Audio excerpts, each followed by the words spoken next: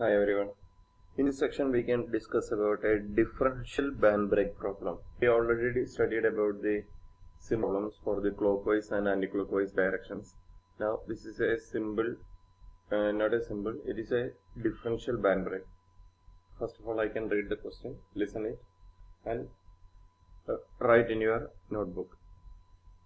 The band break shown in figure below has an angle of contact of 260 degree and is to sustain a torque of 300 Newton meter.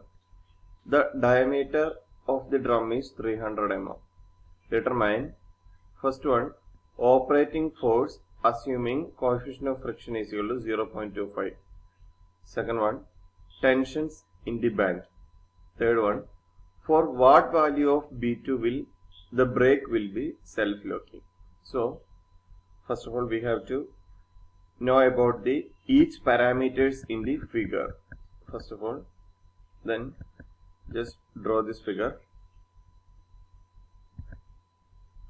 This is a differential band brake. This is the drum. It is rotating in the anti-clockwise direction, which means direction is shown here. Then the diameter is already given in the question, 300 mm.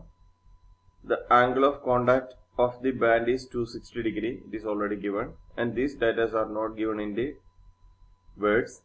From this figure you have to identify there is a value 40 mm, here it is 160 mm, and there is a 600 mm from the fulcrum center to the pulling force point. So take your data book, page number 270 and figure number F. In your data book, page number 270, figure number F. Please compare this figure, that is our question figure, to the data book figure. What are the data and what are the similarities in the figure? Just compare the unknown parameters. That means the value of B in the data book is 40 in our question. Is it right? Similarly, the value of A is equal to 600 mm and the value of B1 is equal to 160 mm. First of all, we have to compare these values with our data book parameters. Now, we can write the given data. What are the given data? D is equal to 300 mm, theta is equal to 260 degree. We can convert it into radians, then it will become 4.538. Then the value of torque is given, that is equal to 300 Newton meter. Coefficient of friction is given 0.25. Now A is equal to 600 mm, that I already said.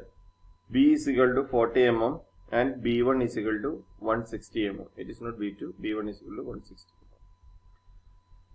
First question is about to find the value of operating force. We have to find the value of this force.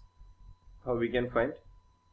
We can take the counterclockwise direction equation and consider moment about the fulcrum. What are the values? F into 600 plus F1 into 40 is equal to F2 into 160.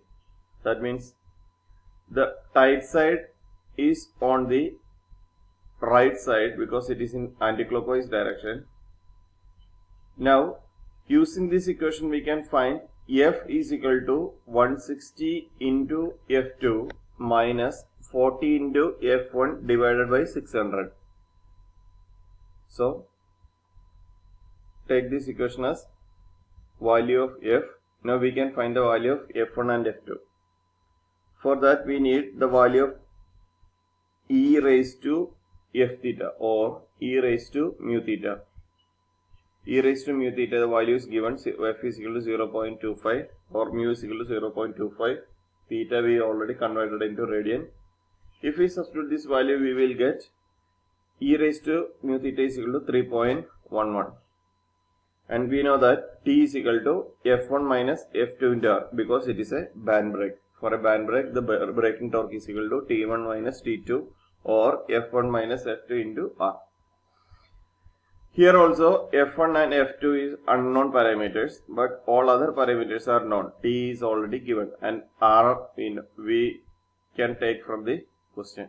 So F1 minus F2 is equal to 2000. Again, we know that F1 by F2 is equal to e raised to F theta. It is already given in our data book, page number 267, 13.18a. Page number 267, equation number 13.18a. What is the equation? F1 by F2 is equal to e raised to F theta. So just substitute these values, then we will get F1 is equal to 3.11 into F2. And if we substitute this value in the previous equation, that is F1 in terms of F2. So if we substitute that value in the previous equation, we can find the value of F2 and F1.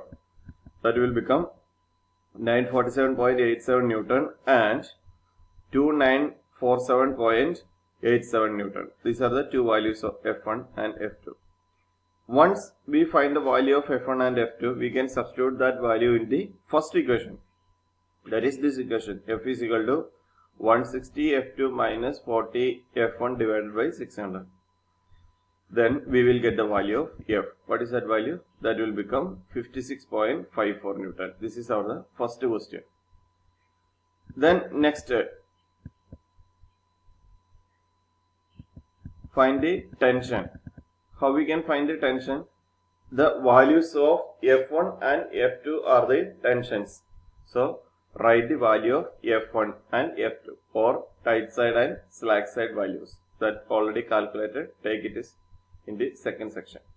Next one, they are asking about value of self-locking. Self-locking we can find using this equation. B2 should greater than B1 e raised to F theta.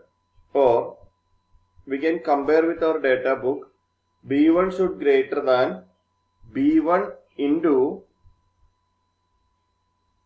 e raised to mu theta.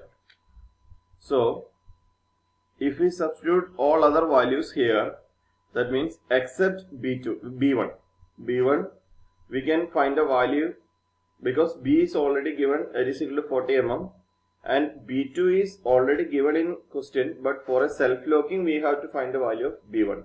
So we can find, substitute the value of B as a 40 mm and e raised to mu theta as 3.11 for this question. Then we will get B1, value of B1 will become 124.4 mm.